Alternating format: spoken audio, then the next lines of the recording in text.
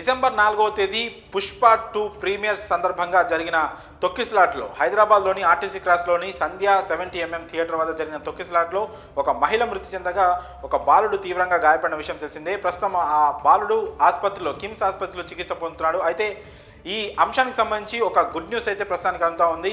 గత 17 రోజులుగా ఆసుపత్రిలో చికిత్స పొందుతూ స్పృహ లేకుండా ఉన్న ఆ బాలుడు ప్రస్తుతం స్పృహలోకి వచ్చినట్లయితే డాక్టర్లు ఒక హెల్త్ బులెటిన్లో విడుదల చేశారు. అందులో ఈ విషయాన్ని పేర్కొన్నారు. ప్రస్తుతం ఆ బాలుడు స్పృహలోకి వచ్చి ఫీడింగ్ తీసుకున్నట్లుగా డాక్టర్లు అయితే తెలిపారు. అయితే ఇందులోనే ఒక బ్యాడ్ న్యూస్ ఏంటంటే ప్రస్తుతానికి ఆ బాలుడు ఎవరిని గుర్తుపట్టలేదు, తన తండ్రిని కానీ తన కుటుంబ సభ్యుల్ని కానీ ఎవరిని గుర్తుపట్టే పరిస్థితులు అయితే ప్రస్తుతం ఆ బాలుడు లేనట్లు డాక్టర్లు తెలిపారు. అలాగే ఆ బాలుడికి తరచూ ఫిట్స్ వస్తున్నట్లు కూడా వైద్యులు అయితే వెల్లడించారు. అయితే ప్రస్తుతానికి వెంటిలేటర్ మీదే తను చికిత్స పొందుతున్నప్పటికీ కూడా ప్రాణాపాయం తప్పినట్లుగా వైద్యులు తెలిపారు. అంటే ప్రస్తుతం ఆ బాలుడి ఆరోగ్యం నిలకడగా ఉందని వైద్యులు అయితే నిర్ధారించారు. మరి ఇది ఒక రకంగా ఆ బాలుడి కుటుంబ సభ్యుడికి ఒక శుభవార్తగా మనం చెప్పుకోవచ్చు. గత 17 రోజులుగా ఏమాత్రం స్పృహ లేకుండా బెడ్ మీద అలాగే పడి ఉన్న ఆ బాలుడు ప్రస్తుతం ఆరోగ్యం నిలకడగా ఉండి స్పృహలోకి రావడం అనేది ఆ కుటుంబ సభ్యులకి కాస్త ఒక మంచి వార్తగా చెప్పుకోవచ్చు. మరోవైపు ఐకాన్ స్టార్ అల్లు అర్జున్ కూడా ఇది ఒక గుడ్ న్యూస్గా మనం ఒక రిలీఫ్గా మనం చెప్పుకోవచ్చు. ఎందుకంటే ఇప్పటికే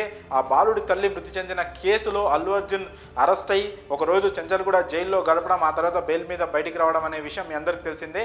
అయితే ఇప్పుడు ఈ బాలుడి పరిస్థితి కాస్త నిలకడగా మారడంతో అల్లు అర్జున్పై వచ్చే విమర్శలు కానీ ఈ కేసు తీవ్రత కానీ కాస్త తగ్గే సూచనలు అయితే కనిపిస్తూ ఉన్నాయి. ఈ క్రమంలో ఒక రకంగా ఆ బాలుడి కుటుంబానికి ఆ బాలుడికి ఇది ఎంత ఒక మంచి శుభవార్త, అలానే అల్లు అర్జున్ కూడా ఇది ఒక బిగ్ రిలీఫ్గా అయితే మనం భావించవచ్చు.